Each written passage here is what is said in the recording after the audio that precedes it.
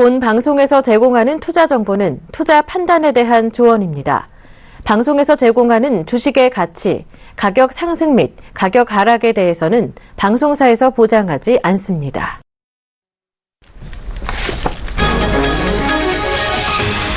한샘은 2분기에 302억 2,400만 원의 영업이익을 기록했다고 공시했습니다. 이는 전년 동기 대비 21.5% 감소한 규모입니다. 매출액은 같은 기간 8.5% 증가한 4,350억 9,800만 원을 기록했습니다. 신세계 INC는 2분기에 21억 8,400만 원의 영업이익을 달성했다고 공시했습니다. 이는 전년 동기 대비 50.78% 하락한 수준입니다. 당기순이익은 마이너스 1억 900만 원을 기록해 적자 전환했습니다.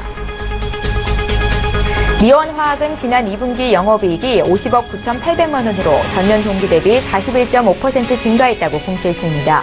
매출액은 2.4% 감소한 355억 3,300만 원을 기록했습니다. GS글로벌은 전환 우선주 매수 청구에 따라 자회사 GS엔텍 주식 2천만 주를 295억 원에 취득한다고 공시했습니다. 취득 후 지분율은 79.78%입니다.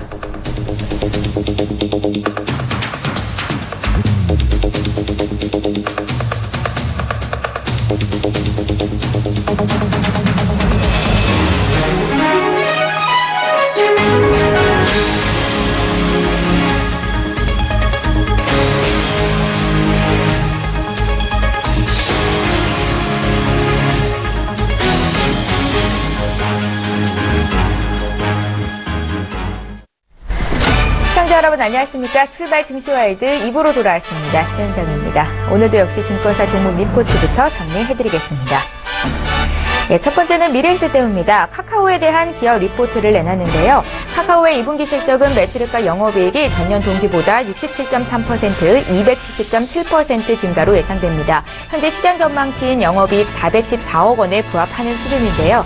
PC, RPG 검은 사막 사용자가 급증했습니다. 1분기 80억 원 수준이던 관련 매출액이 2분기에는 배증되면서 게임 부문이 2분기 외형 성장을 주도할 것이라는 전망입니다. 카카오 드라이브의 초기 트래픽 지표가 2015년 3월을 시작을 기점으로 카카오 택시 수치를 상회하고 있는데요. 대리운전 등 오토 사업이 본격적으로 시작됐죠. 그러나 프로모션 할인을 제외한 순매출액 인식 등의 이유로 가시적인 실적 기여 시점은 2017년 이후가 될 것으로 예상됩니다. 예상보다 더딘 오토 사업의 수익 개선 흐름을 감안해 2016년과 2017년 EPS 전망치를 각각 17.6%, 17.7% 하향했는데요. 목표 주가도 기존의 13만 5천 원에서 12만 원으로 조정했습니다.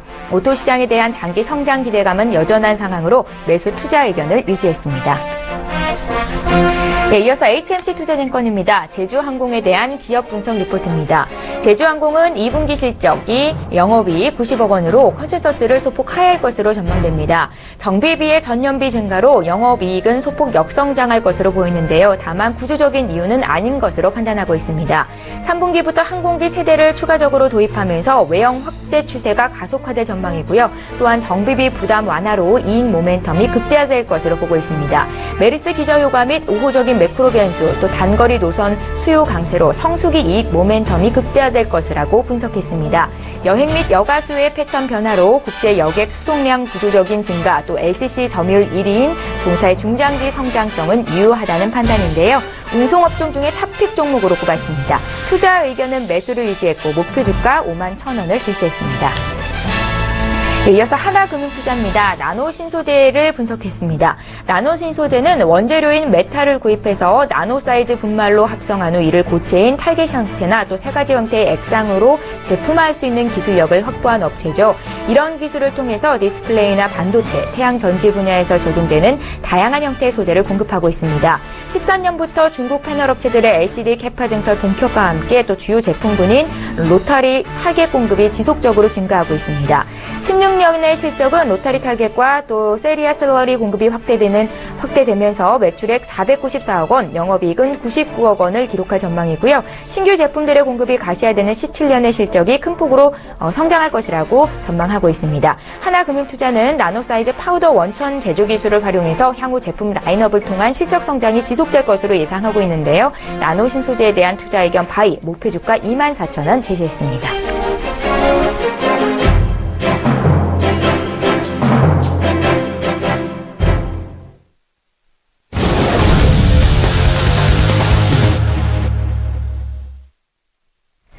네, 황소개구리 점프업 시간입니다. 샘플러스의 김영구 멘토를 오늘도 화상으로 연결해 보겠습니다. 멘토님 안녕하세요. 네, 안녕하세요. 김영구 멘토입니다. 예, 반갑습니다. 에너지가 강하다. 국내 코스피 2050포인트 선까지 좀 열어둬야 되는 것 아니냐라고 말씀을 하셨었는데 지난주 금요일에도 2017까지 올라왔거든요. 이번 주 증시 전략 좀 세워주십시오. 저번에도 매번 누차 말씀을 드렸던 것 같네요. 자, 이번 시장은 좀 강한 시장이다 이렇게 보시면 될 것 같습니다. 눌림목에 들어오면 땡큐하고 받는 시장이다 이렇게 보고 2050포인트가 가장 중요한 자리입니다. 2000포인트보다 더 중요한 게 2050포인트입니다. 이 상방으로 열기 위해서는 한이 맺힌 2050포인트 3000짜리라 그러죠. 머리가 3개 있는 자리예요. 이 라인을 넘어야 위로 뻥 열려 있거든요. 2000포인트 지지도 중요하지만 정말 힘있게 가기 위해서 2050포인트를 뚫고 넘어가야 새로운 레벨업이 되는 시장이 되지 않을까라는 생각이 듭니다. 2050포인트를 관심 있게 보셔야 됩니다. 자, 글로벌 증시를 한번 체크를 해보도록 하겠습니다. 글로벌 증시 보도록 할게요. 자, 차트를 한번 보도록 하겠습니다. 자, 미국 다우존스는 어떻게 끝났는지 한번 보도록 하겠습니다. 자, 어느새 18,500포인트까지 와 있죠. 자, 정말 힘있게 올라가죠. 한번 추세가 만들어지면 쉬는 법이 없어요. 쭉쭉쭉 끌고 올라와요. 자, 여기서 눌림목이 나올 수 있거든요. 눌림목은 대기 자금들이 막 들어올 겁니다. 그래서 18,500포인트는 한 번 더 힘있게 위로 치고 가지 않을까라고 생각을 합니다. 시장 스탠스 방향 자체는 미국 역시 저번에 말했듯이 요 라인들 있잖아요. 블랙시트 그냥 이벤트다. 금융의 이벤트라고 말씀을 드렸죠. 자, 그럴 때는 저가 매수할 수 있는 가장 강력한 조건이다. 이렇게 보시면 될 것 같아요. 자, 금융에 대한 부분들이 이제는 아실 거예요. 자, 이제 무서워할 거 없고 두려워할 거 없다. 이렇게 보시면 될 것 같네요. 자, 나스닥도 한번 체크해 보도록 하겠습니다. 자, 여기가 박스권 상단이라고 얘기합니다. 흔히들 요 라인을 박스권 상단. 자, 여기가 박스권 상단이었죠. 4,980포인트 요 라인들. 근데 이 박스권 상단을 딱 돌파했을 때 잠깐 쉬었다가요. 엠파동을 꺾어서 잠깐 쉬었다 다시 방향을 튼다. 이렇게 보시면 돼요. 자, 이날도 5일선을 해소시키지 않았다는 얘기예요. 강하다는 얘기다. 이렇게 보면 될 것 같습니다. 좌우는 강하다. 자, 어디에 신고가가 될지는 모르겠어요. 아직까지. 위는 빵이 열려있다. 이렇게 보시면 될 것 같습니다. 자, 일본도 한번 살짝 한번 체크해 보겠습니다. 자, 더블바닥 잡고 원바닥, 투바닥, 쓰리바닥 윗방향으로 열려있다. 얘네는 17,500포인트까지는 열려있다. 이렇게 보시면 될 것 같네요. 자, 환율 한번 볼게요. 환율 요 라인이 떨어지면 다시 밑바닥으로 좀 더 봐야 된다. 이렇게 보시면 될 것 같아요. 자, 일단 얼마냐면 1,120원까지는 열어두자. 이렇게 보시면 될 것 같아요. 자, 중국 볼게요. 자, 정말 많이 올랐죠? 100포인트 정도로 올라온 것 같네요. 자, 정말 3,000포인트가 가 있죠. 이제 중국 시장은 옛날처럼 널뛰기 장세가 일어나지 않을 겁니다. 왜 그러냐면 이런 시기들 있잖아요. 우리가 봤던 역사적으로 보면 이런 급등락을 했던 시기가 두 번 정도 있어요. 이제는 이제 중국 시장은 좀 안정적으로 스탠스 잡아가면서 추세 매매가 가능하지 않을까라는 생각입니다. 이쪽은 이제 투기보다는 투자 라인으로 접어든다 이렇게 볼 수가 있네요. 자, 그동안 투기장이었잖아요. 중국 역시 마찬가지로 투기장이었었어요. 근데 이제는 투기보다는 투자 이 방향으로 가지 않냐 이렇게 봅니다. 왜 그러냐면 추세가 있잖아요. 기울기가 완만하게 올라가고 있거든요. 그 포인트를 보게 되면 이제 안정적으로 우상향하는 그런 중국 시장이 되지 않을까 이렇게 봅니다. 자, 유가 한번 체크해 볼게요. 자, 어제도 얘기 드렸듯이 45달러와 45달러, 50달러 여기 박스권을 만든다고 말씀을 드렸습니다. 자, 이 라인에서 박스권을 만들어서 50달러를 한 번 더 레벨업을 시킬 거예요. 자, 여기서 잠깐 쉬어가는. 왜? 밑에서 많이 올라왔어요. 그래서 잠깐 쉬어가는 그 박스권을 만들어서 레벨업 때는 유가가 되지 않을까라는 봅니다. 그래서 당분간 50달러, 45달러에서 왔다 갔다 할 거예요. 자, 국내 지수를 한번 체크해 보도록 하겠습니다. 자, 001 국내 지수를 한번 볼게요. 자, 국내 지수 어때요? 자, 2000포인트에 갭 썼죠. 요 라인이 되게 중요한 자리입니다. 자, 요 라인은 뭐예요? 요 라인을 가기 위한 쉬어갈 수 있는 그 구간대다 이렇게 보시면 될 것 같아요. 자, 요 라인은 주도주를 잘 봐야 됩니다. 2000포인트에서 2050포인트 사이에는 외국인들이 순매수를 많이 하는 종목들 대형주 포트를 챙겨봐야 된다 이렇게 보시면 될 것 같네요. 자, 이번에 2050포인트 너무 위로 열려 있어요. 중요한 건 2000포인트로 지지가 됩니다. 더 중요한 건 뭐냐면 2050포인트를 뛰어넘는 상황이 벌어져야 된다 이렇게 보면 될 것 같습니다. 자, 요거는 그냥 박스권이다 이렇게 보시면 될 것 같아요. 요 라인은 매달 움직였던 박스권 상단이 2050포인트다 이렇게 보시면 될 것 같아요. 여기를 뛰어넘어야 정말 제대로 된 시세 한번 나옵니다. 그러니까 2050포인트를 잘 체크해 보는 게 가장 중요하다. 2000포인트에서 2050포인트를 주도주, 외국인들이 많이 사는 종목들을 체크해야 된다. 하지만 저가에서 매수가 들어오는 종목들 있잖아요. 이 종목을 자, 살펴보자. 이렇게 코멘트를 드리고 싶네요. 자, 코스닥 어때요? 박스권 상단이 왔죠? 자, 이원에서 지지부진하게 금요일날 체감지수가 많이 떨어졌죠. 종목들이 4%, 5%씩 막 빠졌을 겁니다. 자, 지수는 별로 빠지 않았는데 종목들별로 보면 지수가 많이 빠졌을 겁니다. 누른 거라고 이렇게 보시면 될 것 같습니다. 자, 아침에 동시효과를 한번 체크해 보도록 할게요. 자, 동시효과는 코스피는 마이너스 0.07, 코스닥은 0.98, 그 다음에 시작 전 예상 차익과 분석을 한번 보도록 하겠습니다. 자, 아침에 많이 이렇게 들어오는 종목들 볼게요. PLI, IM, 다날, 키스톤 글로벌, 국영 ENN, 토탈스포트, 뉴프라이드. 자, 이쪽으로 호가가 많이 들어오네요. 자, DJS 선호공, 자, 그 다음에 대원미디어, 그 다음에 대우건설, 이쪽으로 호가가 조금 들어오네요. 썬과, 그 다음에 대성창투, 이쪽으로도 매기가 들어오네요. 자, 오늘 관심있게 볼 수 있는 종목 두 가지를 또 말씀을 드리도록 하겠습니다. 자, 탱크웨어, 포켓몬고 쪽으로 많이 붙습니다. 이제 GPS 쪽, 지도 쪽으로 아마 테마가 한번 붙지 않을까 해서 탱크웨어 관심있게 보시고요. 그 다음에 기산텔레콤, 이 두 종목 오늘은 추천해 드리도록 하겠습니다. 자, 장중에 이런 거, 장중에 우리가 연결이 안 된다 그러면 아침에 장중에 제 종목보다 급등 나오잖아요. 그럼 무조건 팔아서 수익 챙기세요. 자, 들고 있지 마세요. 욕심 부리지 마시고, 지금 추천해주는 동안 변동성이 큰 종목들이에요. 한번 쭉 쏘면 거기서 매도하고 나오세요. 꼭 들고 있으면 안 됩니다. 변동성이 큰 종목들이니까 잘 대응하시기 바랍니다. 자, 탱크웨어하고 오늘 추천 종목은 기산텔레콤 두 종목 드리도록 하겠습니다. 자, 이번 주 장도 재미있을 것 같네요. 자, 제가 엊그제 농담식으로 코멘트를 드린 적이 있어요. 휴가를 8월달에 가자 이렇게 코멘트를 드린 것 같네요. 7, 8월달 되게 좋습니다. 시장을 잘 체크해보고 이번에 5년 동안 박스권을 돌파할 건지 안 할 건지에 대한 부분들이 기로에 서 있다 이렇게 보면 될 것 같습니다. 가장 중요한 포인트대가 아닌가라는 생각이 듭니다. 자, 오늘 또 성공 투자하시고요. 길을 넣어드릴게요. 개굴개굴 팍팍 성공 투자 기원합니다. 감사합니다. 예, 중국 증시는 투기의 장이 아니라 투자의 장으로 가고 있다라는 말씀도 해주셨는데요. 앞으로 중국 증시 흐름도 잘 체크해 봐야겠다라는 생각이 듭니다. 7, 8월 증시는 좋을 것이다. 또 오늘도 기대를 해보죠. 이번 주 증시 재밌을 것이다라고 조언을 하셨는데요. 샘플러스 김영구 멘토 의견을 보다 자세히 듣고 싶으신 분들은요. 서울경제TV 들어오셔서 주식 챔피언 클릭하셔도 되고 또 밤 9시부터 11시까지 주식 챔피언이 진행이 됩니다. 들어가시면 또 함께 시청하시면 김영구 멘토께서 추천하신 종목들 리뷰까지도 자세히 들으실 수 있습니다. 자, 지금까지 황소개구리 점프업 시간이었습니다.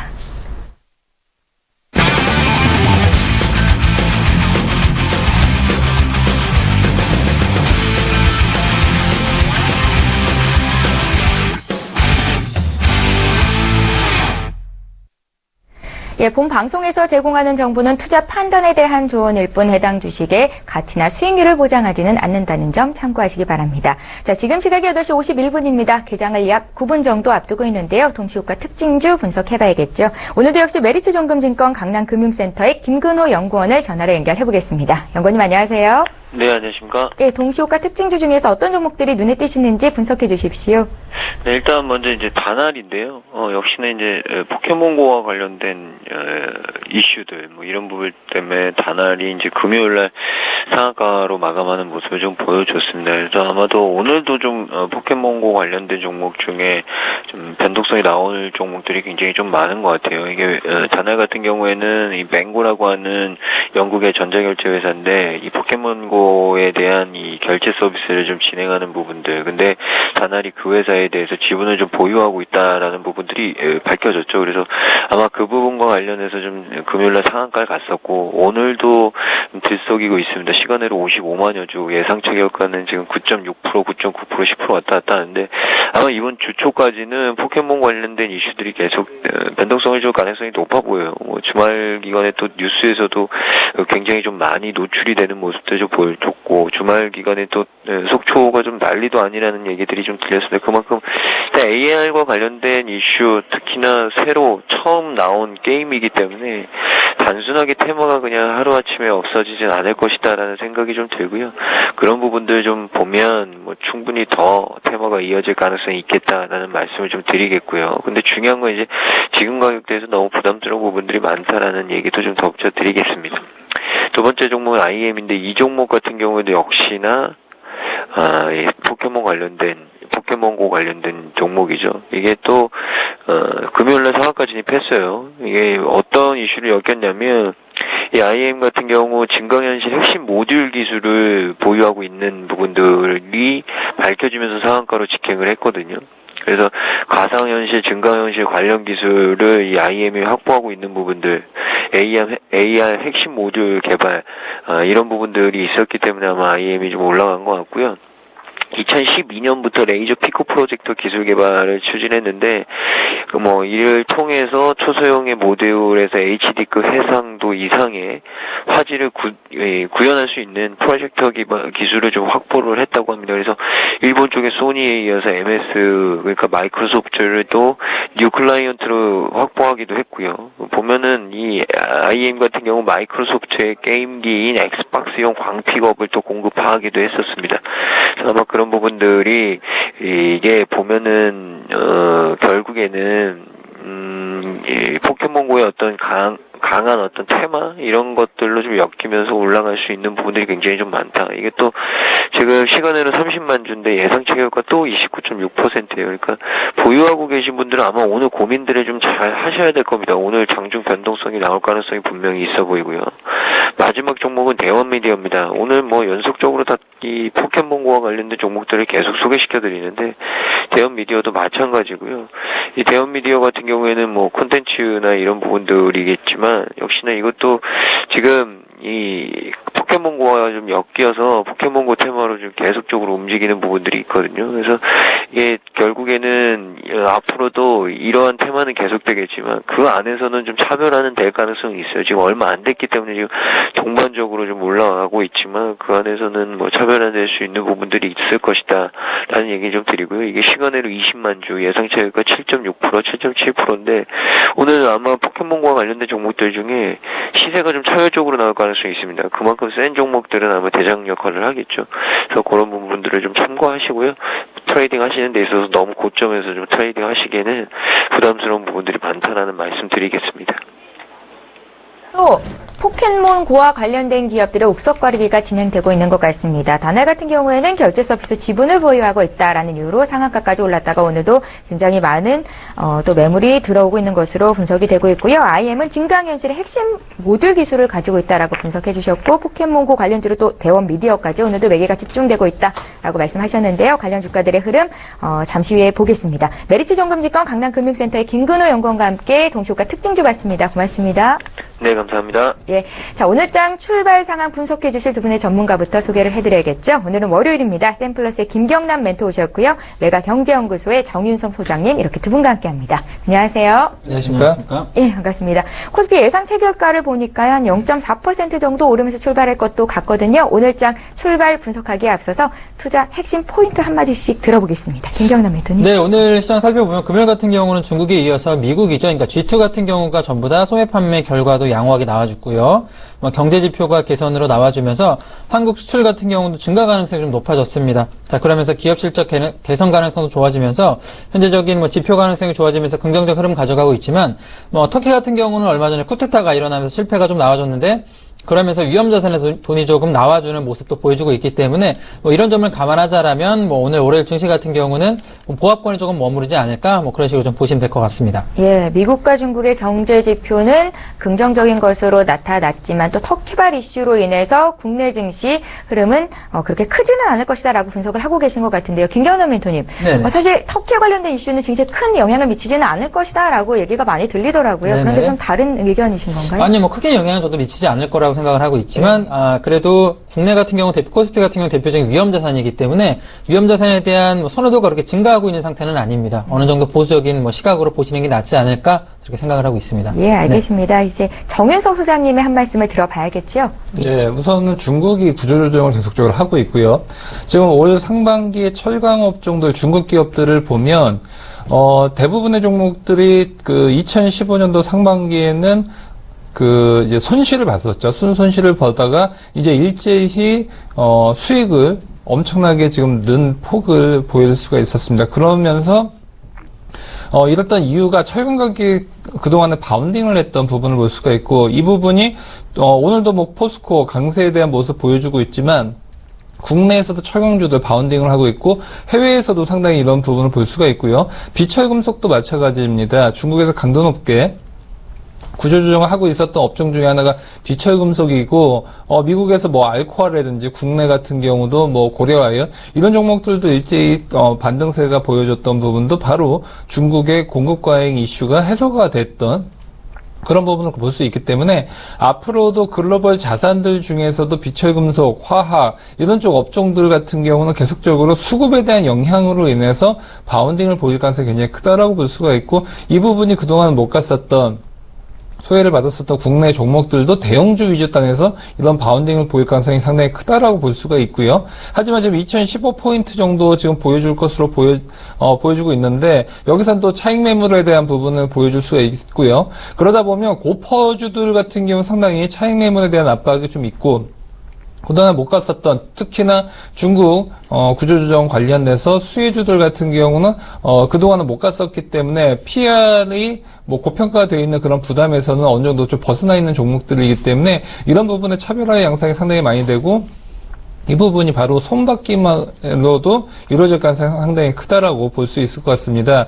그렇기 때문에 지금 결론적으로 봤었을 때 지수 자체에 대한 부분은 어느 정도 허리에서 어깨 정도까지 올라와 있다라고 볼 수 있기 때문에 지수에 대한 바운딩의 성격보다도 순환매적인 종목의 장세, 이 부분에 대해서 한 번쯤은 접근을 해봐야 될 것 같고요. 그런 부분에서 본다라고 하면 코스닥에서는 대장주격이었던 제약바이오 쪽 다시 한번 봐야 될 것 같고, 코스피 내에서는 화학 쪽과 철강 또 비철금속 쪽, 여기에 대한 섹터 좀 보시길 바라겠습니다.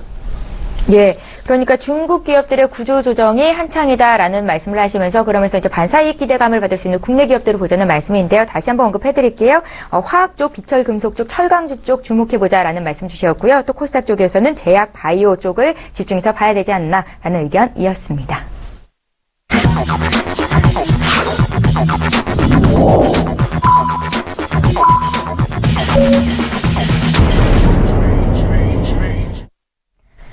네, 7월 18일 월요일장 개장이 됐습니다. 국내 증시는 약간의 혼조세를 보이면서 장을 출발할 것으로 예상이 되는데요. 코스피 출발 상황부터 볼게요. 시가총액 상위 종목은 움직임도 함께 봐주십시오.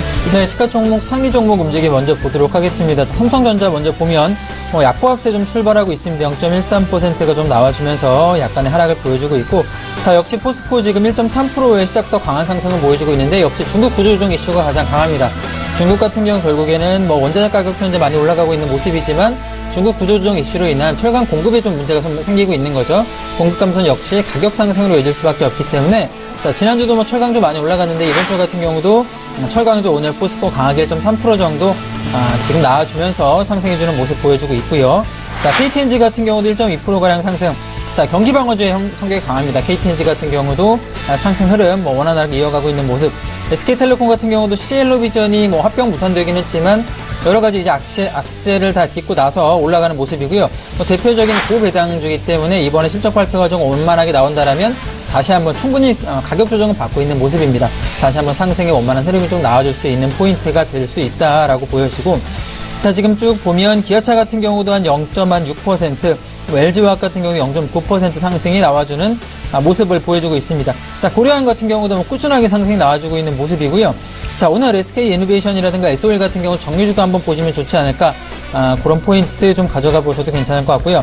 자, 아모레퍼시픽이라든가 화장품주 같은 경우도 지난주에는 사드 배출로 인한 중국 관련 주가 좀 약세를 조금 받았는데, 이번 주 같은 경우도 그 부분 기술적 조정을 받았기 때문에 다시 한번 상승이 나와줄 수 있는지, 자, 그런 점도 한번 보신다면 충분히 좀 도움이 되지 않을까라고 생각이 들고요. 자, 우선 좀 특징주 살펴본다라면 메일 유업을 한번 볼 수 있을 것 같아요. 원가 부담으로 인한 지금 가격 개선 좀 되면서 매출이 한번 나와줄 수 있는 상승 포인트가 될 수 있을 것 같습니다. 자, 유업계 같은 경우는 8월을 기점으로 원유 가격을 리터당 940원에서 922원으로 1.9% 정도 인하를 했기 때문에 이 원유 기본 가격 인하로 인한 원재료 가격 부담이 좀 낮아질 것으로 보여지고 있습니다. 또한 중국 관광객들이 이 분유, 특히 의약품이라든가 국내 분유 같은 경우도 관광객들이 와서 많이 사가는 경우가 많아요. 중국 제품에 대한 불신이 좀 강하기 때문에 그런 점도 개선한다라면 현재 1인 1전의 정책이 폐지가 됐죠. 그러면서 그런 1인 1전의 폐지 정책에 대한 수혜주로도 좀 각광을 받고 있습니다. 자, 메일 유업도 한번 참고할 필요가 있고요. 그다음에 드라마 제작사 같은 경우도 요새 한창 IHQ를 비롯한 여러 가지가 좀 강한 상승 나왔었는데 현재는 드라마 제작사 수익 구조 변화로 인한 상장 가능성을 좀 주목하실 필요가 있다고 생각이 됩니다. 현재는 영화 제작사와 형태가 좀 유사하게 변화가 되고 있어요. 미리 사전 제작을 다 통해서 방영을 한다는 식으로 영화사와 비슷한 이 수익 구조로 조금 유사하게 변하면서 밸류에이션이 재평화될 것이다. 자, 그러면서 좀 이슈를 받고 있는 모습.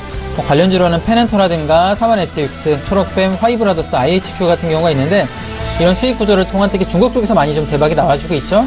태양의 위를 필두로 해서 좀 구조가 많이 변했기 때문에 이런 점도 보시면서 접근하시면 좋은 투자 포인트가 되지 않나 생각이 듭니다. 예, 알겠습니다. 코스피 출발 상황 봤는데요. 오늘 코스피 지수는 전거래일보다 0.96포인트, 0.05% 상승한 2018.22로 거래를 출발했습니다. 코스닥 역시 강박 출발이 됐는데 분위기 좀 봐야겠죠. 시가총액 상위 종목군까지 흐름 보겠습니다. 정윤선 소장님. 네, 우선은 좀 강보합권에 대한 모습 이어가고 있고요. 특히 카카오 같은 경우도 오늘 강보합권에 대한 모습을 보여주고 있습니다. 아무래도 로잉과 카카오 이제 같이 동조화 현상을 계속 보여주고 있는데 그동안 워낙 신산업에 대한 부분, 신사업 쪽으로 계속 진출하고 있지만 이 부분이 뚜렷한 어떤 캐시카우의 역할을 하지 못하고 있지만 그래도 CJ ENM과 거의 비슷한 흐름을 보여주지 않을까 싶습니다. CJ ENM 같은 경우도 그동안 워낙 많이 빠졌었다가 바운딩했던 부분 중에서 가장 큰 부분이 물론 자회사의 그런 IPO에 대한 넷마블의 그런 상장 소식도 있지만 그 밖에도 그동안의 인풋을 계속적으로 주면서 제작을 계속 했지만 제작 비용에 대한 부담감에 대해서 시장에서도 어느 정도의 그런 의구심이 있었습니다. 하지만 그 부분이 시청률의 상승으로 이어지고 이 부분이 광고나 아니면 중국 쪽에 대한 진출에 대한 기대가 이 부분을 계속적으로 가고 있었던 부분을 볼 수가 있었고요. 카카오 같은 경우도 마찬가지입니다. 컨텐츠에 대한 플랫폼을 갖고 있지만 이 부분이 신사업에 대한 진출은 계속적으로 가지만 아직까지 아웃풋에 대한 부분 시장에서도 어느 정도 보여주기까지는 아직 시간이 좀 걸릴 것으로 예상이 되고 있고 그 부분을 보여주면 이제 CJ ENM처럼 바운딩을 보일 수가 있겠지만 아직까지는 그런 부분을 좀 보여주지 못하고 있다는 부분, 이 부분 상당히 좀 중요해 보이고요. 요즘 소소한 이야기다, 해서 광고를 많이 하죠. 카카오 스토리 같은 경우도 많이 보여주고 있지만, 어느 정도 지금 거기에 대한 부분이 워낙 기업형 페이지는 많이 들어가고 있지만, 개인들의 그런 부분은 페이스북이나 인스타그램 쪽으로 좀 많이 넘어가고 있다는 부분도 한 가지 시장에서의 좀 의구심이 아닐까 싶습니다. 오늘 전기차 관련주들 특히나 충전 쪽, 포스코 ICT가 오늘 1% 넘는 그런 강세를 보여주고 있고요. 금요일날 같은 경우도 삼성전자 아직 확정치는 아니지만 중국 최대의 전기차 생산업체였던 비아디의 5천억 정도의 유상증자에 대한 이슈가 있죠. 그러다 보니까 지금 삼성전자 그룹사 땅에서도 앞으로 또 다른 먹거리 산업으로 두 가지, 그러니까 전기차와 이제 바이오 산업에 대해서 조금씩 관심을 갖고 있고 투자를 하고 있는 부분으로 보여지고 있는데, 그러다 보면 삼성 SDI라든지 이런 산수화 그룹주 내에서도 전기차 관련된 섹터들 상당히 좀 관심 있게 보지만 아직까지 이게 확정치가 아니고 두 기업 모두 다 좀 우선 확인을 해봐야겠다라는 소식이 있기 때문에 아직까지는 좀 그런 부분이 미미해 보이지만 그래도 중국 쪽에서의 그런 사드 배치와 관련돼서 한국 기업을 많이 배제를 하고 있었죠. 그중에서 가장 큰 타격이 있었던 것이 바로 전기차 업체인데 이번 삼성전자 이슈 이런 부분으로 인해서 상당히 좀 분위기 반전을 보여주면서 오늘 포스코 ICT 같은 경우도 강보합권에 대한 모습을 보여주고 있고요. 그 다음에 오늘도 포켓몬고의 관련주도 상당히 좀 강세에 대한 모습 보여주고 있는데 우선 증강현실 쪽 관련주였던 IM 같은 경우 예전 같았을 때는 3D 관련주로서도 보여주고 있었는데 아무래도 증강현실과 3D, 프리즘 이런 쪽에 대한 이슈 계속적으로 좀 보여줄 수가 있고 오늘 그러다 보니까 IM 같은 경우가 상한가에 대한 모습을 보여주고 있고요. 오늘 다날도 금요일날 상한가에 대한 모습 보여준 이후로 오늘 같은 경우도 한 8%에서 9%대 상승에 대한 모습 보여주고 있고 한 가지 특징적인 부분이 이제 포켓몬고가 열풍이 불면서 처음에는 게임주들과 이제 대원 미디어나 이런 직접적인 이제 관련주에서 점차적으로 이제 확산이 되고 있는 것이죠. 그러다 보니까 직접적인 이제 수혜라고 보기보다도 앞으로 어떤 쪽으로 흘러갈 것이기 때문에 이런 쪽에 대한 수혜주들 계속적으로 파생이 되고 있기 때문에 선순환매 장세가 계속적으로 될 가능성이 상당히 크다라고 볼 수 있을 것 같습니다. 네, 알겠습니다. 포켓몬고 관련된 주들은 오늘도 상승세를 보이는데요. 일단은 선순환매로 돌 가능성이 있다라는 언급까지 주셨습니다. 예, 오늘 샘플러스의 김영구 멘토님께서 추천하셨던 종목이 또 급등세를 보이고 있어서 잠시 전화 연결하겠습니다. 멘토님 안녕하세요. 네, 안녕하세요. 김영구 멘토입니다. 예, 앞서서 팅크웨어랑 기산텔레콤을 관심 종목으로 주셨는데요. 팅크웨어가 네. 오늘 좀 급등세를 보이고 있습니다. 리뷰 좀 해주십시오. 자, 포켓몬고 요즘 열풍이죠. 주식시장에도 화답을 하는 것 같네요. 하지만 이제 직접적인 뭐 증강현실이나 가상현실 쪽에 붙었다면 이제는 이제 GPS 쪽 관련주, 지도 관련주 쪽을 봐야 할 시점이라고 생각해서 팅크웨어를 추천을 해드렸네요. 자, 이 종목 아직 살아있어요. 좀 더 가이엔 홀딩 가시고 그다음에 쭉 굴고 가는 그런 전략이 유효해 보입니다. 근데 이런 종목은 급등나기 심하거든요. 딱 급등을 했을 때 수익을 챙기는 전략도 괜찮습니다. 왜 그러면 점프옵션 종목이 계속 나갈 거니까요.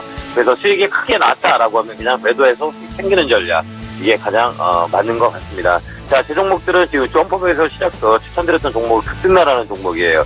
쏠 때도 위로 막 바짝 썼다가 빠질 때도 시원하게 빠집니다. 그러니까 이런 종목은 수익이 한 4~5% 왔다 그러면 딱 챙기는 전략이 가장 유효해 보이고, 기산텔레콤 역시 마찬가지로 잘 보여야 할 포켓몬고의 아마 트레이드가 되지 않을까.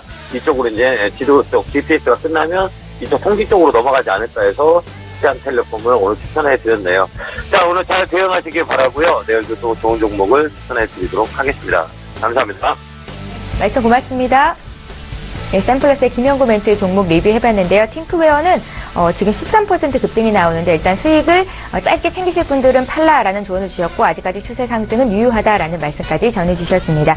자, 일본 증시는 오늘 휴장이 됐습니다. 바다의 날로 인해서 쉬었다는 이야기 드리면서 다시 국내 쪽으로 돌아와 볼게요. 오늘 코스피 지수가 상승 출발을 했는데 현재는 하락 반전이 됐습니다. 많이 빠진 상황은 아니고요. 0.1% 정도 밀리면서 2015선에서 움직이고 있는데요. 수급 상황 보고 그에 따른 또 종목별 대응 전략은 어떻게 짜보면 좋을지 얘기 듣겠습니다. 김정은 의원님. 네, 먼저 수급 상태를 좀 보도록 할게요. 현재 개인과 외국인이 거래소 같은 경우는 매수가 들어와주고 있는데, 자, 외국인이 한 84억 원, 거래가 70억, 개인이 한 70억 정도 매수해주고 있고, 자, 기관은 현재 한 150억 정도의 매수, 순매도를 보여주고 있는 모습 보여주고 있고, 선물 같은 경우 특징 보면 외국인이 한 400억 정도 매수하면서 장 초반을 좀 이끌어가고 있다라고 보여집니다. 사실 요새 외국인이 선물 매수가 조금 심상치가 않은데 좀 지켜보실 필요가 있는 것 같아요. 하루에 한 5천억 정도씩 꾸준하게 순매수가 들어와 주니까 그런 점 같은 경우는 결국에는 선물 매수는 선순환 구조로 인해서 지수를 좀 끌고 갈 수 있다라는 포인트로 보신다면 도움이 되실까 생각이 듭니다.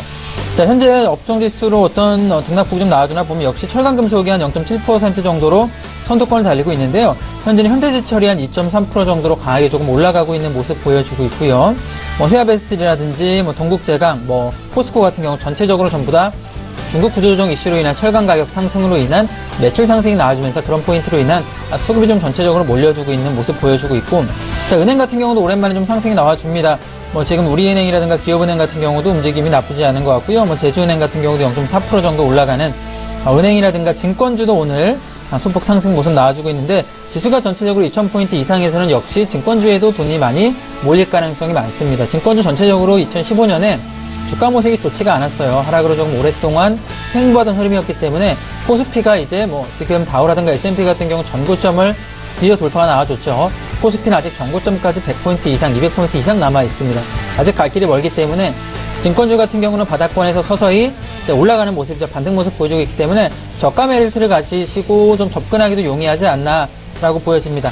자, 증권주 역시 올라가는 종목 본다라면 메리츠 홍분 같은 경우도 지금 1.2% 올라가는 모습 보여주고 있는데, 사실 작년에 가장 상품을 많이 판매한 증권사 중에 하나가 메리츠 종금입니다. 굉장히 작년에 주가도 많이 올라갔었죠. 자, 그러면서 배당도 많이 주는 증권사이기 때문에 메리츠 종금 같은 경우는 내실을 좀 다지고 있는 회사이기 때문에 한번 보시는 것도 좋을 것 같고요. 역시 미래에셋 증권을 빼놓고 증권주는 이야기를 할 수가 없습니다. 향후에 대장주로서는 증권주로는 역시 미래에셋이 될 가능성이 높기 때문에 증권주 움직임을 먼저 살필 때는 삼성증권이랑 이 미래에셋 증권을 보신다라면 전체적인 증권주의 흐름도 좀 편하게 좀 보실 수 있지 않나, 자, 그렇게 생각이 들고요. 조금 주목해볼 만한 한미약품도 좀 볼 수가 있을 것 같아요.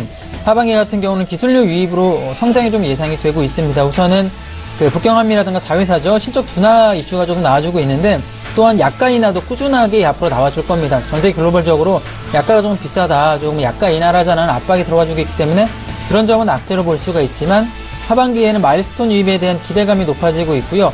또한 산업피 수출에 대한 임상 3상이라든가 당뇨나 비만 치료제 임상 2상 정도가 진행이 되고 있기 때문에 그런 점이 이슈로 나와준다면 다시 한번 전거 부근까지 올라갈 수 있는 포인트가 한미약품에 있기 때문에 한번 보시면 좋을 것 같고, 정유주 같은 경우도 보시면 좋을 것 같아요. 지금 유가 같은 경우는 급등락을 하고 있지만 꾸준하게 배럴당 45불과 50불 선에서 지금 왔다 갔다 해주는 모습 보여주고 있고, 현재 원유 가격 같은 경우는 OSP라고 하죠.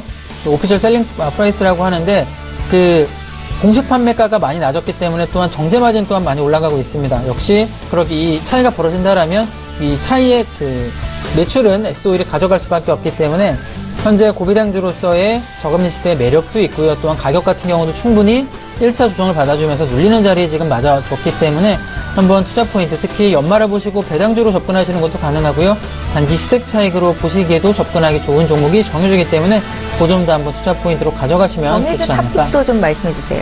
정유주 같은 경우 사실 움직임이 조금 비슷해요. 저는 탑픽이라면 역시 S-오일이라든가 SK이노베이션을 좀 들 수가 있을 것 같습니다. 탄탄한 재무구조를 바탕으로 S-오일 같은 경우 특히 아람코라는 사우디아라비아의 대주주가 있기 때문에 안전한 대주주를 바탕으로 인한 매출 나와주는 포인트 나와주기 때문에 S-오일이라든가 SK 이노베이션을 들도록 하겠습니다. 예, 알겠습니다. 김경남 멘토께서는 수급상황 분석해 주시면서 오늘 관심 종목도 주셨습니다. 향후에 증권주와 또 정유주를 관심 있게 보자 하시면서 증권주 탑픽으로는 미래에셋증권, 삼성증권 흐름도 같이 봐야 되고 메리츠 증권까지 언급을 하셨고요. 또 정유주 중에서는 S-오일과 SK 이노베이션 보자라는 말씀 들어봤습니다. 자, 이제 코스닥 수급 상황 보고요. 또 업종별 테마별 흐름 살펴보겠습니다. 정인석 기자님. 네, 우선은 수급적으로 좀 먼저 보겠습니다. 코스닥 시장을 보면요. 지금 개인들 같은 경우 107억 원 정도의 순매수, 외인들과 기관들 같은 경우 순매도세에 대한 모습을 보여주고 있고요.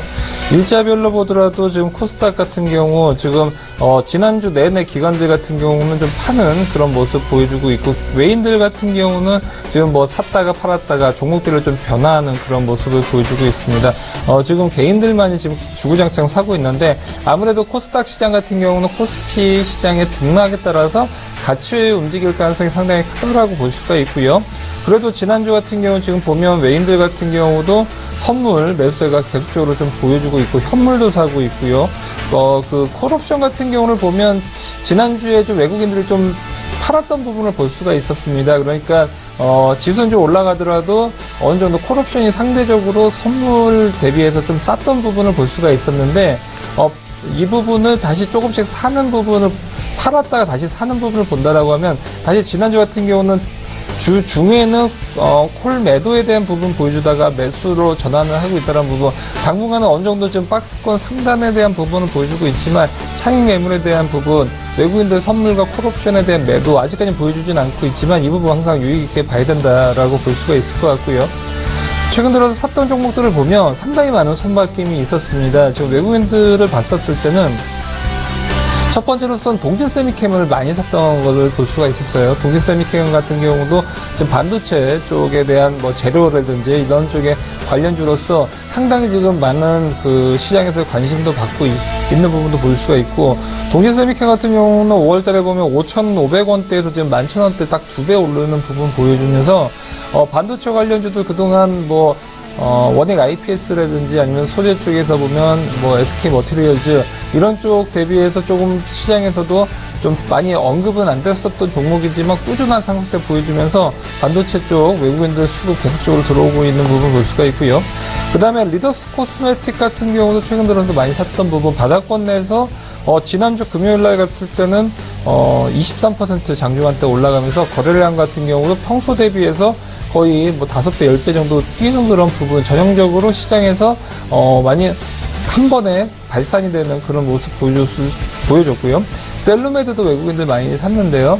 기존에도 이제 상처 치료제 쪽으로 강점이 있었지만 상처 치료제 어떤 부분이 연상이 되십니까? 이렇게 가다 보면 결국은 피부 쪽과 화장품 쪽으로 당연히 많은 시장에 대한 확산, 특히 화장품 쪽 어느 쪽이든 화장품과 엮으려고 많이 하고 있고, 하지만 그쪽에 대한 엮을 때는 기존에 하고 있던 사업에 대한 영역이 연관성이 있고, 두 번째로서 화장품과 기능성 화장품에 대해서 순기능 역할을 해야 되는데, 셀루메드 같은 경우는 상당히 그런 쪽에 대한 부분, 피부 개선이라든지 재생 효과 이런 부분도 상당히 좀 큰 강점이 있기 때문에 여기에 대한 외국인들의 관심사가 상당히 크다라고 볼 수 있을 것 같습니다.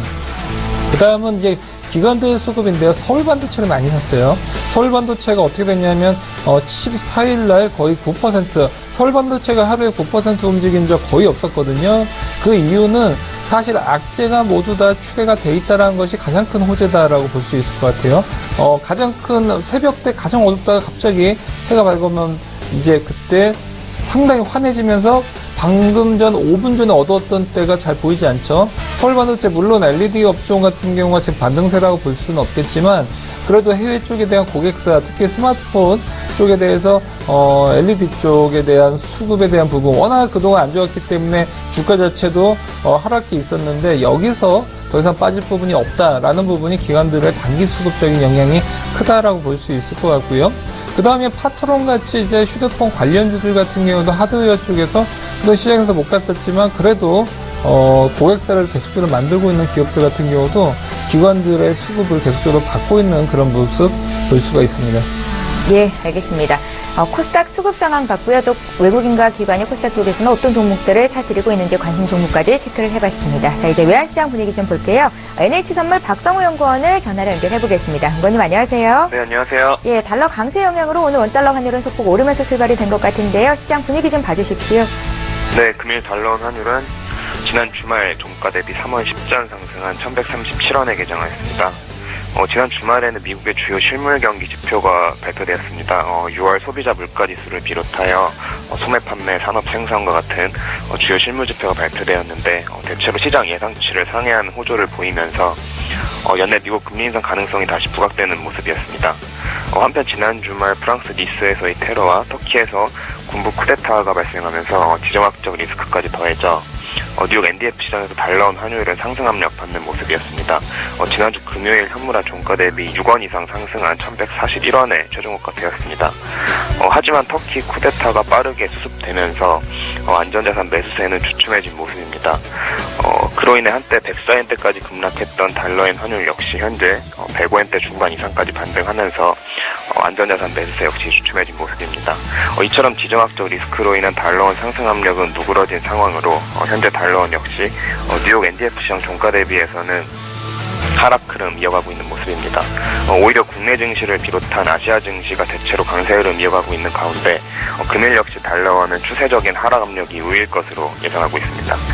다만 최근 급락에 따른 당국의 개입 경계와 저점 매수 그리고 미국 경제지표 호조로 연내 금리 인상 가능성이 여전히 남아있다는 점, 이 점은 1130원대 초반에서는 달러원이 지지될 가능성이 높아 보입니다. 금일 장중에는 아시아 증시 동향과 국내 증시 외국인의 자금 유입 지속 여부에 주목하셔야겠습니다. 금일 달러원 환율은 1130원에서 1140원 사이에서 등락하는 흐름 예상합니다. 예, 오늘 원달러 환율 흐름 봤습니다. NH선물의 박성우 연구원과 함께했습니다. 잘 들었습니다. 감사합니다.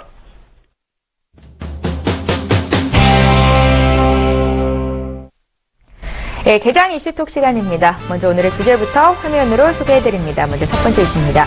외국인 투자자들이 국내 시장에서 이달 들어서만 2조 원 넘게 주식을 사들이고 있다고 합니다. 지난달 전체 순매수 규모의 3배 육박하고 있다고 하는데요. 오늘로서 벌써 거래소장에서는 8거래일 연속 순매수죠. 삼성전자와 SK하이닉스 등 정보기술주들은 집중적으로 쓸어 담은 반면에 현대기아차 등 자동차주는 팔고 있다고 하는데 잠시 뒤 자세한 이야기 나눠보겠습니다.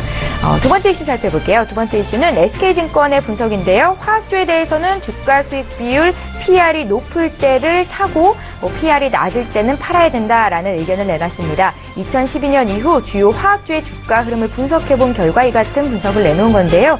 고 PR 후로는 주가가 상승했고 저 PR 후로는 주가가 하락하는 양상을 보였다라는 이야기입니다. 자, 화학주에 대한 이 같은 접근이 지금도 유효한 것인지 잠시 뒤 두 분의 전문가 의견 듣겠습니다. 자, 이제 첫 번째 이슈부터 보겠습니다. 외국인 투자자들이 국내 코스피 시장에서 오늘로서 벌써 8거래일째 순매수를 하면서 주가를 위쪽으로 끌어올리고 있는데요.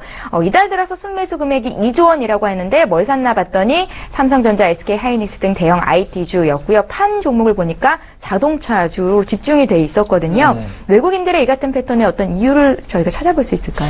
외국인들의 이 같은 패턴 같은 경우 저는 요새 들어서 외국인의 특징 중에 하나가 실적이 나와주는 탑픽주에 조금 집중한다라는 느낌이 조금 듭니다. 사실 삼성전자나 SK하이닉스 같은 경우는 이 글로벌 반도체 시장에서도 탑픽으로 꼽을 수 있는 주식이기 때문에 자, 그쪽에 조금 돈이 많이 몰리고 있는 모습이고 사실 이번에 예상이 2, 4분기 영업이익 같은 경우는 2분기 같은 경우는 6조 원에 좀 그칠 것이라고 삼성전자 같은 경우 나왔지만 자, 8조 한 1,000억 정도 예상치보다 훨씬 잘 나와주는 모습이 보였죠. 그러면서 실적이 나와주는 종목 삼성전자 같은 경우는 주가가 조금 많이 올라갔음에도 불구하고 뭐 계속적으로 올라가는 모습. 향후 실적이 더 늘어날 수밖에 없는 이유 같은 경우는 삼성전자 같은 경우는 결국에는 디램 가격이 이제 거의 바닥권에서 계속 올라와주는 모습이고 반도체 같은 경우는 지속적으로 사용이 가능할 수밖에 없습니다. 그렇다면 그쪽에 돈이 외국인의 수급이 조금 많이 쏠리는 모습이고요.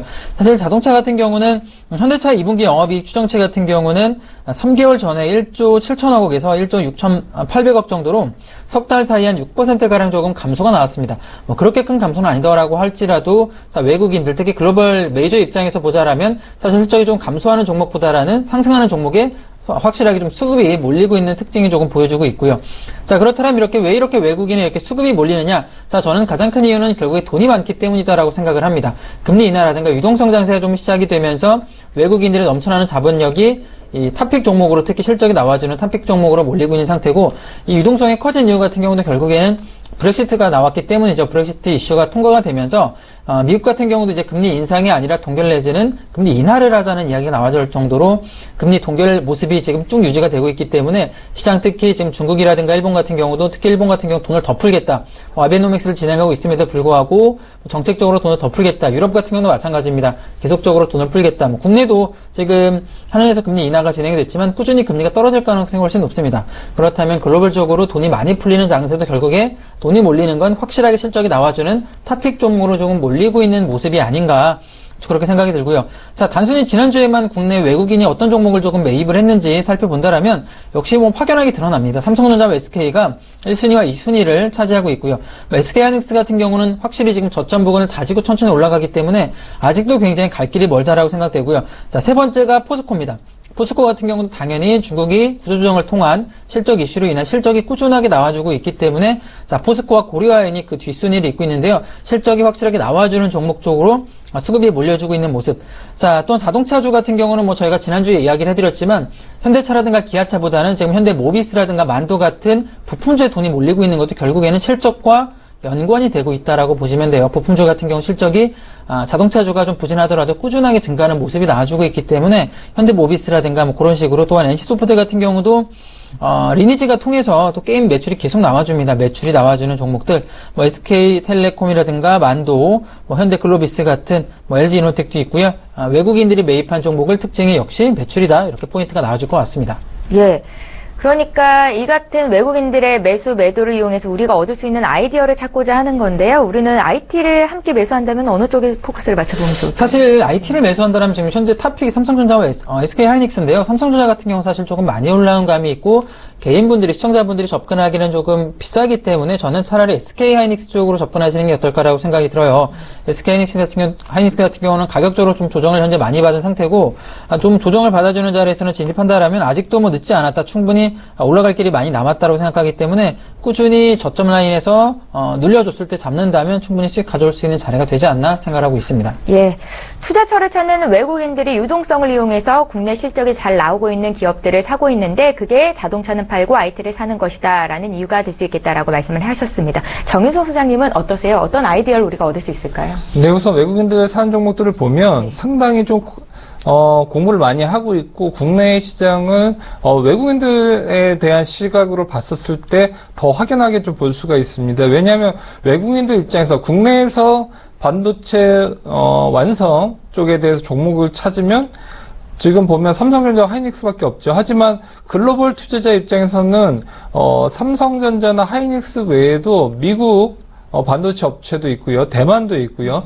일본 업체도 얼마든지 찾을 수가 있습니다. 그 중에서 삼성전자와 하이닉스를 샀던 이유, 우선은 반도체 업종 자체를 삼성전자 SK 하이닉스만 산 게 아니라 바스켓으로 많이 샀습니다. 근데 우선 국내에서 봤었을 때는 삼성전자와 SK 하이닉스만 산 것 같이 보기 때문에, 그러니까 우리나라 투자자들 같은 경우는 한마디로 한국이라는 시장에서 우물 안에 있기 때문에 외국인들 사는구나라고 하지만 전체적으로는 좀 다 사는 그런 부분을 좀 보여줄 수가 있었고요. 예.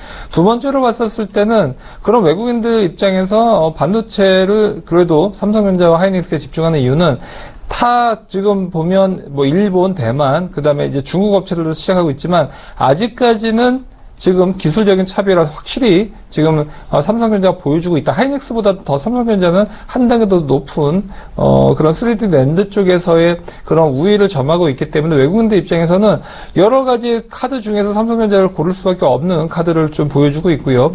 특히나 지금 뭐 HP나 지금 델에서 지금 대대적으로 좀 광고를 하고 있고 미는 것들이 가장 얇은 지금 노트북을 지금 만들고 있다라는 것이고, 그 얇은 걸 만들려고 하면 두 가지죠. 우선 속도가 빠르고 이제 그 저장 처리를 할 수 있는 그런 용량이 상당히 커야 되는데, 그렇게 만들려면 두꺼워져야겠죠. 근데 이게 얇게 만들려면 우선은 반도체 쪽이 우선 상당히 3D 랜드라든지 이런 쪽으로 계속 넘어가면서 저장 용량이 커야 되고요. 여기서 더 나가면 외국인들 OLED 쪽도 많이 사고 있는 부분을 볼 수가 있는데, OLED 쪽 왜 넘어가냐면 얇으면서도 휘어질 수 있는 쪽에 대한 부분, 상당히 좀 외국인들 입장에서 상당히 매력적인 시장으로 볼 수가 있기 때문에 IT 쪽 그동안 얘기했었던 부분은 하드웨어가 별로고 소프트웨어가 중요하다라고 보면서 이제 우선 소프트웨어 관련 기업들을 상당히 많이 봤었죠. 뭐 네이버라든지 아니면 안에 탑재되어 있는 그런 소프트웨어 관련 기업들 이런 쪽 봤었지만, 다시 한번 하드웨어 쪽이 강세를 보였던 이유는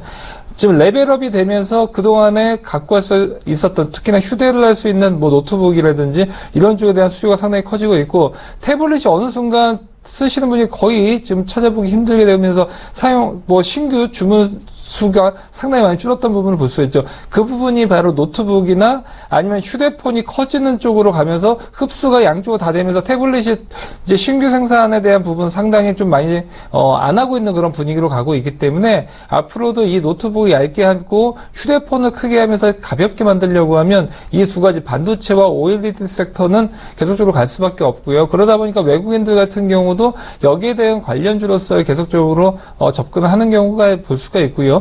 뭐 삼성전자나 하이닉스 같은 경우도 상당히 좀 좋은 투자 포인트가 될 수도 있지만, 저 같은 경우는 이제 반도체 장비 쪽을 좀 더 보면 더 좋지 않을까 싶습니다. 왜냐하면 삼성전자, 하이닉스가 지금 물론 앞서고는 있지만 지금 중국 업체들 같은 경우 빠르게 지금 넘어오고 있고, 한국 장비 업체들과의 그 지분 투자라든지 아니면 일본과의 사이가 좋지는 않지만 반도체 쪽은 한국을 따라잡겠다라는 일념하에 일본 기업들과도 손을 잡고 있는 시점을 가고 있기 때문에, 그러면 이 우위가 이제 시한부 우위라는 거죠. 왜냐하면 이것들은 어쨌든 간에 장치 산업이기 때문에 돈을 누가 더 많이 쏟아붓느냐인데 중국 기업에 따라갈 수가 없겠죠. 그러다 보면 중국 기업에다가도 고객사를 두고 있고, 삼성전자나 SK 하이닉스에도 수혜를 받을 수 있는 그 장비 업체들 좀 보시면 될 것 같고, 아까도 뭐 동지세미캔도 물론 보여드렸지만 우선 원익 IPS 같은 경우도 계속적으로 이런 수혜를 누릴 수 있는 그런 업종이다라고 볼 수가 있고요. 그 다음에 OLED 섹터 같은 경우도 지금 플렉시블로 들어가면서, 기존에는 이 휴대폰 모두 다 유리가 들어갔습니다. 유리, 그러니까 깨지는 습성이 있는 건데, 이제는 애플 같은 경우도 보고 뭐 LG 스마트폰 보면 이제 휘어져 있죠. 이렇게 화면을 보면 이렇게 돼 있는데, 그럴수록 눈에서 보기가 편하고요. 요즘 이제 집에 가보면 최근에 이제 스마트 TV 사신 분들 가정집을 가보면 휘어져 있습니다. 그러면서 보는 사람이 편하게끔 돼 있는데, 그런 쪽에 들어가려면 이제 유리가 빠지고요. OLED 필름이 들어갑니다. 한마디로 유리의 습성을 갖고 있지만 휘면서도 가벼운 그런 것 쪽이 가고 있기 때문에, 여기에 대한 관련주로서 또 한 번쯤은 보셔도 좋을 것 같습니다. 그럼 OLED 관련주는 어떤 종목들이 있어요? 뭐 여러 가지 종목을 우선 볼 수가 있고, 필름 관련주 쪽을 좀 볼 수가 있는데, 뭐 신화 인터텍 같은 경우도 한 번쯤은 좀 보시면 좀 좋을 것 같습니다. 예, 외국인 투자자들이 큰 그림을 그리면서 바스켓 매매를 하고 있는 것이다. 그래서 삼성전자나 SK 하이닉스를 담는데, 우리 개인 투자자들이 접근할 때는 반도체 장비 쪽이나 OLED 쪽에 집중해 보는 게 어떻겠느냐 하는 의견까지 들어봤습니다. 정윤석 소장님 의견이었고요. 자, 이제 두 번째 이슈로 넘어가 볼 텐데요. 두 번째 이슈는 증권사 의견부터 듣겠습니다. 메리츠정금증권 정영훈 과장님을 전화로 연결해 보겠습니다. 안녕하세요. 네, 안녕하세요. 예, SK증권의 분석인데요. 화학주에 대해서는 고 PE할 때 사고 저 PE할 때 팔아라 라는 분석을 내놨습니다. 이유가 뭔지 같은 의견이신지 좀 여쭤볼게요. 네, 우선 화학주에 대해서 고 PER 주가 수익 비율이 높을 때 사고, 이제 PER이 낮을 때 매도하는 전략이, 과거에 이제 통계를 봤을 때 상관계수가 높다라는 그런 좀 분석의, 리포트가 좀 나온 상황이다라고 좀 보시면 될 것 같고요. 화학주가 전반적으로 과거에도 항상 이제 고 PER 때 샀을 때 수익률이 이제 저 PER일 때, 그러니까 주가 수익 비율이 낮을 때 샀을 때보다 더 수익이 좀 좋았다라는 그런 좀 내용의 좀 자료다라고 좀 이해를 하시면 될 것 같습니다. 그렇지만 뭐 이에 대한 부분은 화학주뿐만이 아니라 대부분의 뭐 섹터 뭐 종목들의 뭐 공통점이다라고 좀 뭐 볼 수가 있겠는데요. 보통 일반적으로 주식에 대해서 주가 수익 비율이 이제 높을 때 이제 샀을 경우에 한마디 말해서 주가가 이제 비쌀 때 이제 주식을 뭐 사게 되는 거죠. 근데 PER이 높다라는 것은 좀 과도한 그런 좀 성장성에 대한 좀 기대감이 주가에 좀 반영됐을 경우도 있습니다만 실적이 좀 좋지 못했을 때, 과거 이전 실적이 좋지 못했을 때 이제 주가 수익 비율이 좀 높은 그런 좀 경향도 있습니다. 그렇다라고 한다면 향후에 이제 실적이 좀 좋아지게 되면 주가 수익 비율이 PER이 급격하게 좀 낮아지는 그러한 좀 현상이 나타나기 때문에 그로 인해서 주가가 지속적으로 좀 상승세를 좀 보여주곤 한다라고 좀 보시면 될 것 같고요. 지금 화학주뿐만 아니라 대부분의 뭐 종목 섹터의 뭐 공통적인 사항이다라고 좀 이해를 하시면 될 것 같고요.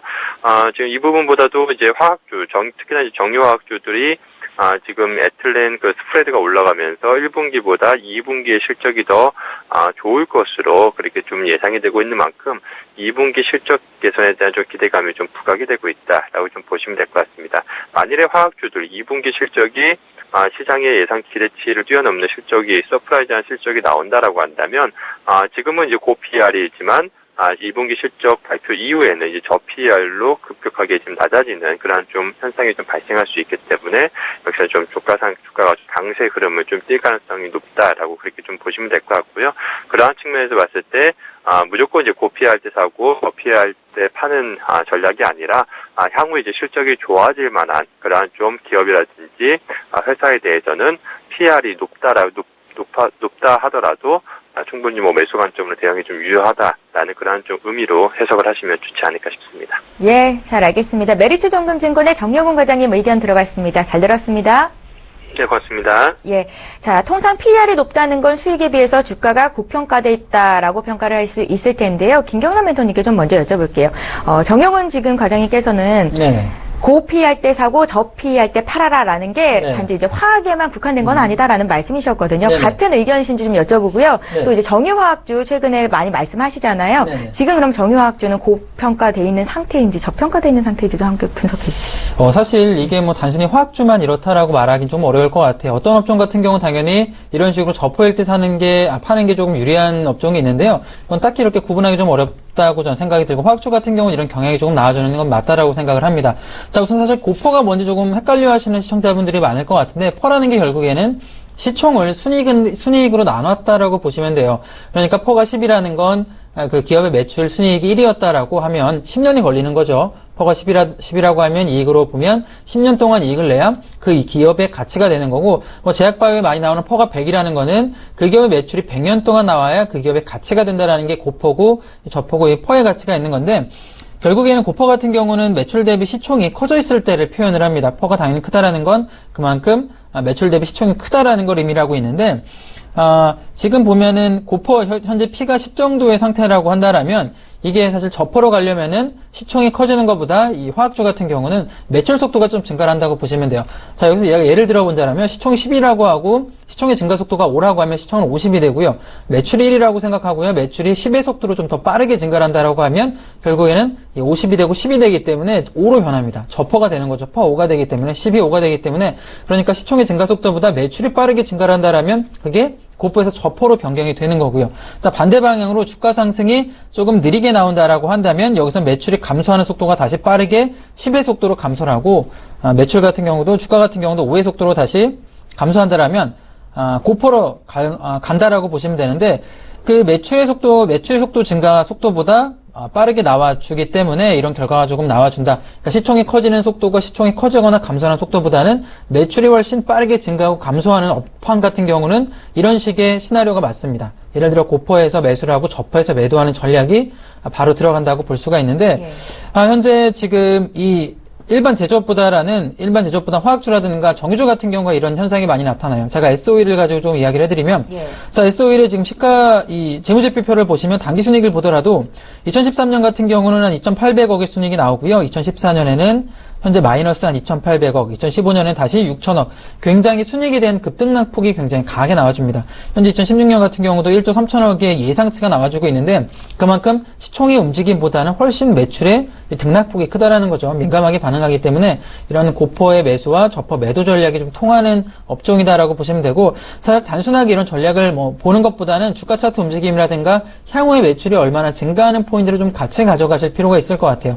지금 현재 SOE라든가 정유주, 화학주 같은 경우는 추가적으로 상승할 만한, 특히 매출이 나와줄 만한 포인트가 있기 때문에 현재 자리 같은 경우는 충분히 매입할 만한 포인트가 되는 거고요. 단순히 저퍼 매도, 고퍼 매수보다는 이런 식으로 향후 매출이 어떻게 증가될 것인가, 그런 식으로 본다라면 조금 더 이해하기 쉽지 않을까 생각을 하고 있습니다. 예. 김경남 멘토께서는 S-오일과 SK이노베이션이 지금 자리가 매수 자리이다라는 의견을 계속해서 주고 계신데요. 두 번째 이슈도 부합이 되는 내용이었던 것 같습니다. 정인석 소장님의 의견도 좀 여쭤볼게요.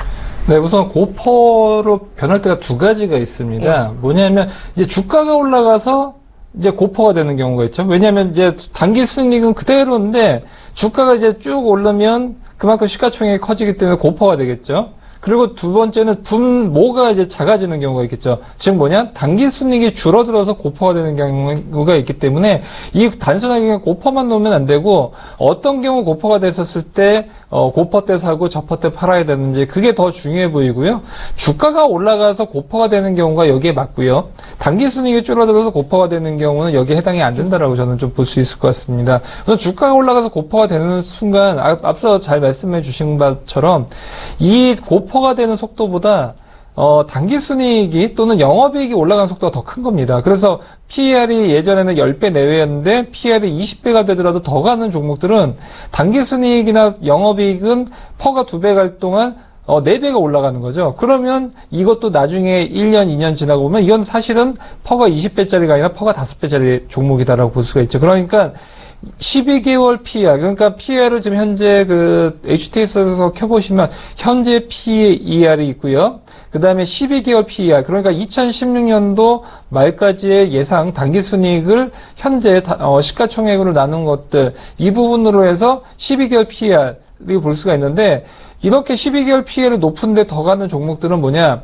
바로 내후년 24개월 PER이라든지 아니면 36개월 PER을 보면 이거는 20배가 아니라 10배, 5배로 떨어진다라고 볼 수 있기 때문에 이걸 계속적으로 사는 거죠. 그러니까 뭐냐? 고 PER은 12개월 PER이 고 PER이지 이제 내후년도의 PER은 저퍼라는 것이죠. 그러니까 고퍼 때 사서 저퍼 때 판다는 이유가 뭐냐? 현재 PER이 높게 보이지만 아까 말씀드렸다시피 내후년, 내년까지 넘어가면 단기순이 그거를 앞지르기 때문에 저퍼가 되고 그 이후 때 성장성이 단기순이익이 계속 오르기가 쉽지 않죠. 어떤 강력한 경쟁자가 나온다든지 시장 상황이 바뀔 수가 있죠. 그때는 이 PER이 PER이 되지만 그것보다 더 빠른 속도로 영업이익이 줄기 때문에 어떤 사이클을 그리고 있는 겁니다. 그렇기 때문에 그런 부분에서 맞기 때문에 앞으로도 단기순이익이 줄어드는 고 PER보다도 주가가 올라가는 속도보다 예상치의 매출 속도가 좀 더 느는 그런 업종들이 더 중요하다라고 볼 수가 있고요. 그런 의미에서 본다라면 정유주들도 마찬가지지만 정유주들 같은 경우도 유가가 어느 정도 지금 현재는 그런 논리에 맞지만 $70가 넘어가면서는 그런 논리가 좀 맞지 않는 가격대이기 때문에 그 전까지는 이런 분위기가 좀 맞지 않나라고 볼 수 있고 어떻게 봤었을 땐 좀 박스권 매매가 좀 더 맞는 그런 업종이지 않을까 싶고요. 봤을 때는 좀 성장 업종들 같은 경우가 이런 경우가 상당히 크죠. 특히 국내에서 고 PER 때 사서 저 PER 때 파는 종목들 중에서 가장 큰 거는 해외 수출주들입니다. 특히 MS를 늘려서 하는 종목들. 지금 현재 예를 들면 필러 관련주죠. 필러 관련주들 보면 헤어 필러 쪽, 케어젠이라든지 이런 종목들 보면 중국, 그다음에 인도네시아, 유럽, 미국 이런 각 세계에서 니즈가 굉장히 큰 거죠. 주문도 계속 늘고 나고요. 그러다 보니까 PER이 30배가 넘어가지만 이것보다 더 빠른 속도의 실적 개선세가 있기 때문에 고 PER 때 계속적으로 사고요. 나중에 분명히 그 마스크팩 관련주들도 그랬죠. 30배 PER이 30배 때는 고공행진 주가가 2배, 3배가 올라가지만 현재 PER 보십시오. 10배 내외, 10배도 안 되는 종목도 수두룩한데 주가 절대 안 오르는 그게 뭐냐, 내후년도 내년도가 안 좋기 때문이기 때문에 항상 PER을 볼 때도 내년 내후년을 좀 볼 수 있는 그런 예측치를 좀 보면서 트레이딩을 해야 될 것 같습니다. 예, 저희가 두 번째 이슈로 다뤄봤던 게 화학주에 관해서는 고피할 때 사고 저피할 때 파는 게 맞겠느냐라는 질문이었는데요. 그러니까 정윤수 소장님의 말씀을 이렇게 좀 정리를 해볼까요? 국제유가가 $70를 넘지 않는 한 지금 자리에서 화학주 고평가된 상태에서 사는 게 맞고 또 저평가돼 있다면 파는 게 맞다. 이렇게 정리를 좀 해봐도 될까요? 근데 저평가라는 것이 이제 내년과 내후년도까지 합쳤을 때 저평가인 것과 현재 저PER랑은 좀 다르기 때문에 그 내후년도까지 저평가일 경우는 사는 게 맞다라고 보는데 지금 그것이 지금 현재 주가대라고 볼 수가 있고요.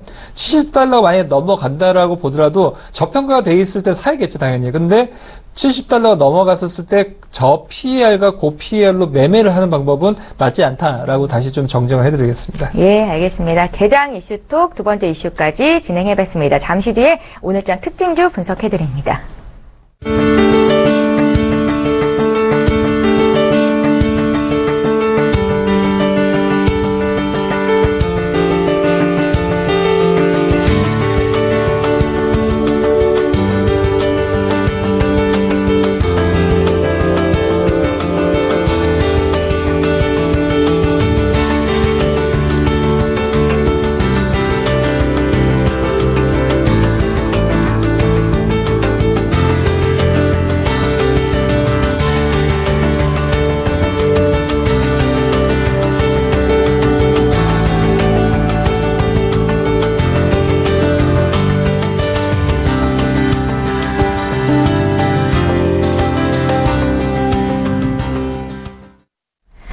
네, 오늘장 특징주 분석해보겠습니다. 현재 코스피 지수가 전 거래일 대비해서 0.12% 빠진 2014선에서 거래가 되는데요. 시가총액 상위 종목군 움직임을 봐도 한 10위까지는 거의 다 약세 흐름입니다. 약보합 내지는 저 보합 정도 수준인 것으로 분석이 되는데요. 이 중에 삼성중공업이 3% 이상 급등해서 오늘장 특징주로 눈에 띄고 있습니다. 왜 어떤 이슈로 인해서 이렇게 강하게 오르는 건지 향후에도 더 많이 오를 수 있는 건지 김경남 멘토님께 좀 여쭤볼게요. 네, 삼성중공업 오늘 지금 조금 올라가고 있는 모습만 3.9%, 4% 정도의 상승 나와주고 있는데 3조 원대 해양 플랜트 수주 가능성이 나와주면서 강세가 나와주고 있습니다. 현재 이탈리아 국영기업인 ENI가 지난해 6월 발주한 부유식 LNG 생산 설비에 입찰이 참여하면서 수주에 성공하고 마무리 협상이 진행 중인데 여기 나와주면서 올라와주고 있는데 현재까지 사실 전방업황 현대중공업 마찬가지로 굉장히 안 좋았습니다. 주가 흐름이 2014년부터 꾸준히 흘러내리면서 하락 포인트 좀 내려가고 있는데, 자, 그러면서 좀 특징을 살펴보면 7월 들어서 외국인의 수급이 좀 들어와주고 있어요. 특히, 투자자별로 보자라면 외국인과 기관, 또한 금융투자 같은 이런 식으로 외국인의 매수가 좀 강히 들어와주고 있는데 저는 좀 저점을 좀 찍었다라고 봐요. 이런 수주 이슈 좀 들어와주고 있고 이제는 올해 같은 경우도 예상치가 실적 지난해 같은 경우는 굉장히 안 좋았지만 이번에 같은 경우는 실적이 이제 플러스로 돌아서면서 영업이익이라든가 당기순이익 같은 경우도 턴어라운드로 나와주는 한 해가 될 수 있기 때문에 이제는 저점을 찍고 서서히 반등이 나와줄 수 있다라고 봅니다. 급격하게 바로 수익으로 치고 올라가는 패턴은 나오지 않겠지만 꾸준하게 서서히 이렇게 저점을 올리면서 올라가는 패턴이 나와주지 않을까라고 보고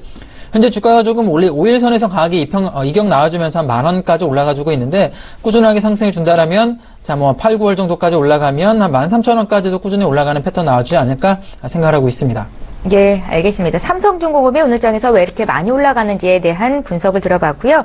자, 이제 좀 여행 항공주에 대한 얘기를 해보고 싶은데요. 프랑스에 있었던 테러나 또 이제 쿠데타 영향으로 터키에 있었던 쿠데타의 영향으로 오늘 여행 항공주들이 좀 부진한가라는 생각이 들어서 여쭤보고 싶거든요. 정윤수 소장님. 예. 네, 여기에 대한 여파가 상당히 좀 크다라고 볼 수가 있고요. 터키는 저도 몇 년 전에 한번 그 공항은 갔다 왔었는데 내가 여행을 갔다 왔지만 내가 다녀온 곳이 이런 부분이 될 수가 있느냐 자랑하는 건 아니지만 저 니스를 다녀왔지만 다녀온 곳이 이런 테러가 벌어지면 갔다 온 사람 입장에서 굉장히 좀 무서운 그런 부분을 볼 수가 있고 갔다 온 사람이 그럴 경우는 가기로 예정이 되어 있는 사람은 어떻겠습니까? 더 무서운 경우가 많이 돼 있죠. 특히 지금 현재 터키 같은 경우는 여행을 어느 정도 자제를 하고 있는 그런 분위기도 갈 수가 있고 유럽 같은 경우가 지금 전체적으로 지금 뉴스에서 보면 이번에 그 프랑스 니스에 그런 테러가 있었을 때 그 테러 현장을 이미 테러를 2번, 3번 겪은 사람들의 인터뷰가 이제 상당히 어느 정도 나오고 있어요. 그 얘기는 뭐냐? 유럽에서 테러가 이제 계속적으로 자행이 되다 보니까 이 부분이 계속적으로 겪었던 사람이 또 겪을 정도로 자행이 계속되고 있다는 것이죠. 그만큼 유럽 쪽과 그런 쪽에 대해서 테러에 대한 공포가 상당히 좀 크다라고 볼 수가 있고, 이 부분이 여행주들에는 단기적으로는 상당히 좀 센터멘털적인 부분에서 본다라고 하면 상당히 좀 심리적인 부분에서 좀 압박을 좀 주고 있다라고 볼 수가 있고요. 하지만 장기적으로는 이 부분이 어느 정도 그 사람이란 것이 망각의 동물이죠.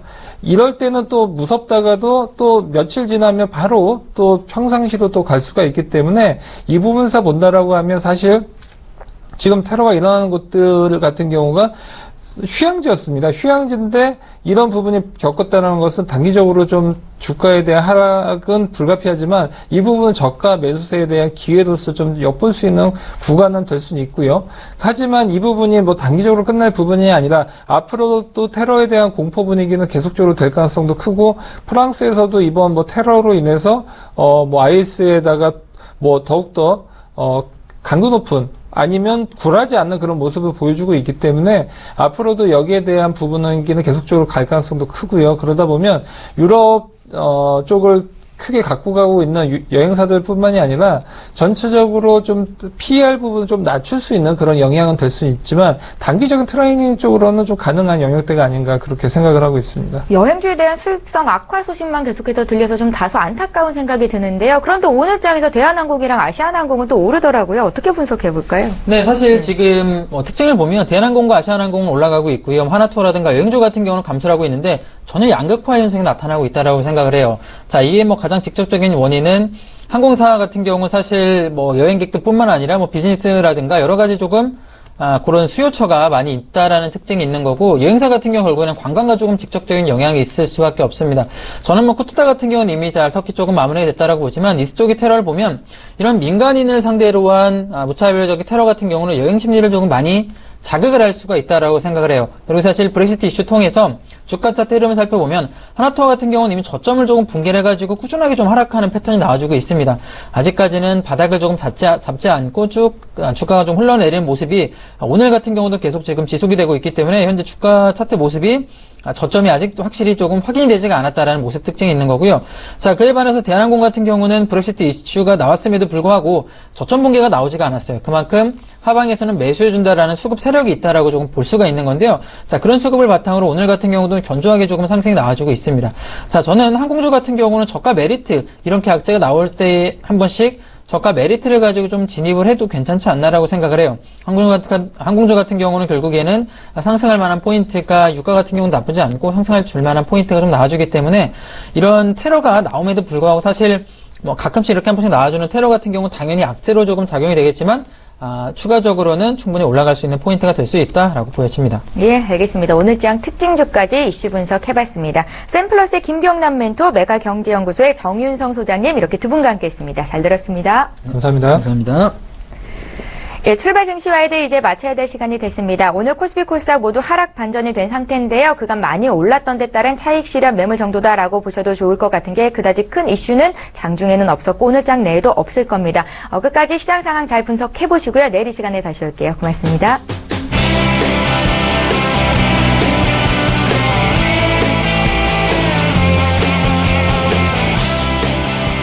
본 방송에서 제공하는 투자 정보는 투자 판단에 대한 조언입니다. 방송에서 제공하는 주식의 가치, 가격 상승 및 가격 하락에 대해서는 방송사에서 보장하지 않습니다.